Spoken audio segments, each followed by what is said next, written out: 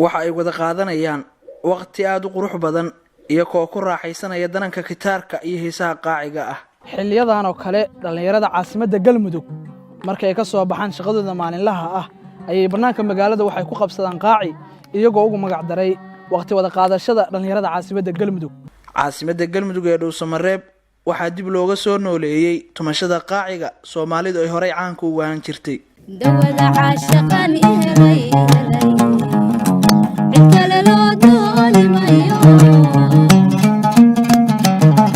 isla jiibinta heesaha iyo ku raaxaysiga qaaciga dhalinyaradu waa mid ay ka wada siman yihiin.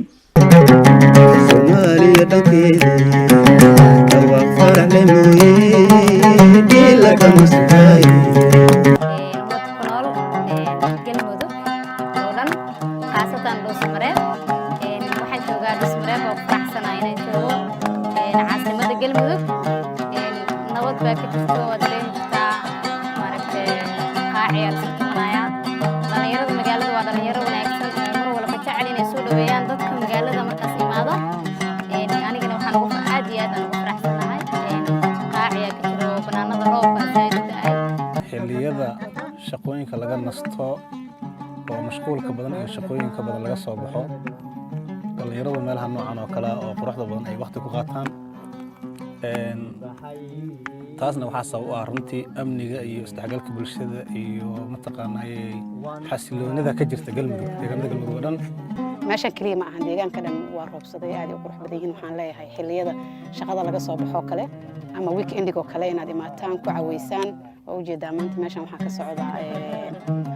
maxaa la dhahay madadaalo waqti qurux badan aan ku qaadanayno wayna noo fiican tahay because jirka bini'aadanka ama maskaxda bini'aadanka way u baahan tahay mararka qaar in meelo qurux badan ay aragto runtii meel qurux badan jawi qurux badan nabad ah cid ka cabsanaysa cid mataqaanaa wax kale aysan jirin qurux badan oo mataqaanaa dhalinyaradii u soo baxeen dalxiis iyo mataqaanaa si ay tamashleen u soo qaataan kabankiyo mataqaanaa noo diyaarsan oo mataqaanaa runtii aan ku nasanayno daangadiyo mataqaanaa noo duwan shaaxiyo mataqaanaa runtii noo karsan iyo maalin runtii aad u qurux badan oo mataqaanaa maalin farxadeed oo aan ku qaadanayno caasimadda Galmudug runtii waxay taas muujinaysaa mataqaanaa in caasimadda waxba ay dheertaa mataqaanaa meelaha kale haday tahay amnigii haday tahay mataqaanaa isku xirnaantii dhalinyarada iyo quruxda mataqaanaa runtii deegaanka